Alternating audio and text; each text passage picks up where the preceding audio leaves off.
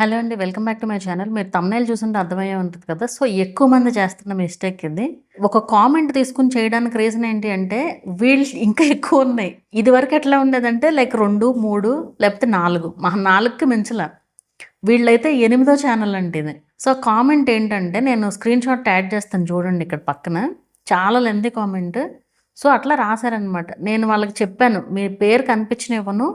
నేను వీడియో చేస్తాను దీని గురించి అని చెప్పి. ఎందుకంటే వాళ్ళు నాకు పర్సనల్‌గా కూడా మెసేజ్ చేశారు. ఎందుకంటే ఆళ్ళ పేరు చూపించడం కరెక్ట్ కాదు కొన్నిట్లికి. ఎందుకంటే వాళ్ళు మిస్టేక్ చేశాము అని వాళ్ళే చెప్తున్నారు కదా! సో, అది బ్లర్ చేసి యాడ్ చేస్తాను చూడండి. సో, వాళ్ళు మొత్తం 7 ఛానెల్స్ క్రియేట్ చేసి ఇది ఎనిమిదో ఛానల్. అన్నీ వరుసగా టర్మినేట్ అవుతా వచ్చినియి. లేదంటే వాళ్ళే వదిలేశారు.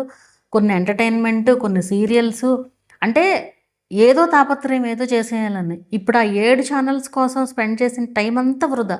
నేనిది చాలా సార్లు చెప్పాను ఈ మాట. మీరు ఏ కంటెంట్ అయినా కష్టపడాల్సిందే. ఏది ఈజీగా రాదు.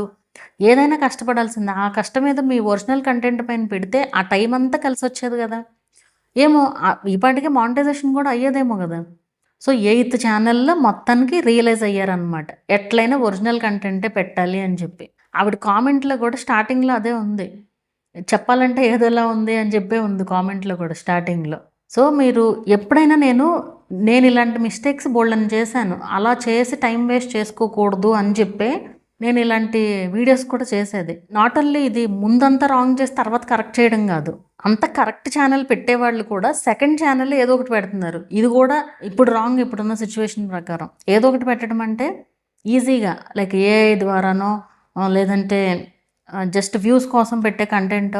ఇప్పుడు ఆ ఛానెల్‌కి మానిటైజేషన్ అప్లై చేసి రీయూజ్డ్ వచ్చిందనుకోండి, ఫస్ట్ ఛానెల్‌కి కూడా ప్రాబ్లమ్ అవుతది. ఇదివరకు అనుకోండి, ఒక ఛానెల్‌లో మానిటైజేషన్ అవ్వకపోయినా దాన్ని పక్కన పెట్టేసినా రెండో ఛానెల్‌కి ఎలాంటి ఇష్యూ ఉండేది కాదు.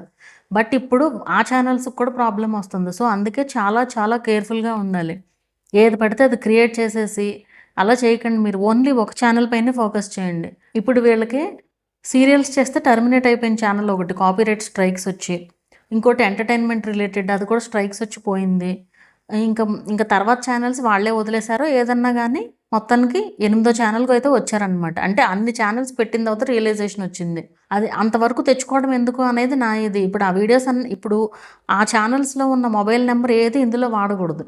ఆఫ్‌కోర్స్ కొన్ని అంటే ఒక 1 ఇయర్, 2 ఇయర్స్ తర్వాత యూజ్ చేసుకోవచ్చు. ఎందుకంటే ఇంత డేటా ఏం వాళ్ళు స్టోరేజ్ పెట్టుకోలేరు. అన్నీ డిలీట్ అయిపోతాయి వాళ్ళ దాంట్లో నుంచి. తర్వాత ఎప్పుడో పెట్టుకోవచ్చు. అదేం ప్రాబ్లమ్ కాదు గానీ, బట్ ఆ నంబర్‌తో రీసెంట్ డేస్‌లోనే అది పోయి ఉంటే గనక పెట్టకూడదు అట్లాగా. ఎందుకంటే మళ్ళీ ఈ ఛానెల్‌కి కూడా ఇష్యూ వచ్చే ఛాన్స్ ఉంటదనమాట.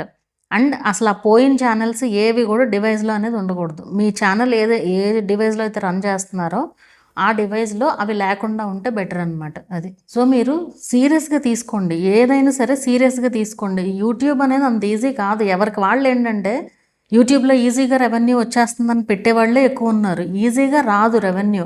చాలా చాలా చాలా కష్టపడాలి. ఇప్పుడు ఒక జాబ్ ఉందనుకోండి, ఒక సాఫ్ట్‌వేర్ జాబ్ ఉందనుకోండి, ఒక వర్క్ ఉంది. ఆ వర్క్ ఒక్కళ్ళే చేయరు. టీమ్‌లాగా ఉండి అందరూ షేర్ చేసుకొని చేస్తారు. సరే ఇప్పుడు మనకు తెలియపోయినా పోనీ ఇంకొకళ్ళని అడిగి చేయడమో ఏదో ఒకటి చేస్తారు. పోనీ మనకు రాకపోయినా వాళ్ళకి వేరే వాళ్ళైనా చేస్తారు. బట్ ఇక్కడ అట్లా ఉండదు. చచ్చినట్లు మనమన్నీ మనమే చేసుకోవాలి. మొత్తం కంటెంట్ అంతా మనమే క్రియేట్ చేసుకోవాలి. మనమే ఎడిట్ చేసుకోవాలి. ఓపికున్నా లేకపోయినా. అంత ఈజీగా అయితే ఉండదు. అది ఎవరికైనా లేడీస్ అవ్వనివ్వండి, జెంట్స్ ఛానల్స్ అవ్వనివ్వండి, ఏ కంటెంట్ అయినా అవ్వనివ్వండి.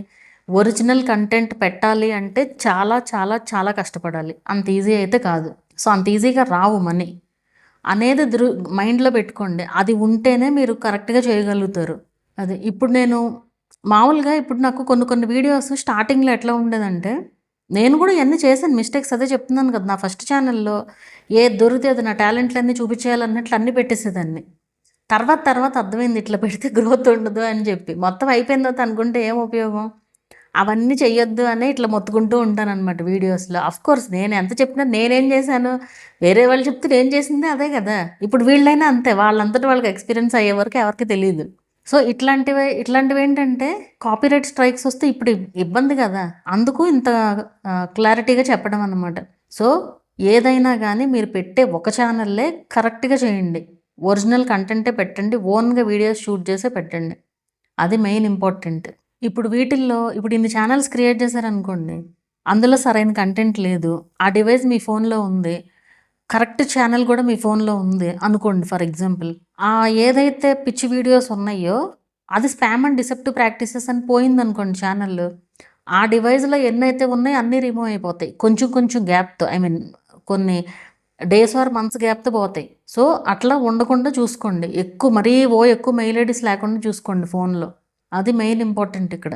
సో, మీరు నిజంగా యూట్యూబ్‌లో సక్సెస్ అవ్వాలి అంటే మీ కాన్సంట్రేషన్ మొత్తం మీ కంటెంట్ పైనే ఉండాలి. వీడియోస్ ఎలా ఇంప్రూవ్ చేసుకోవాలో అనే దానిపైనే ఉండాలి.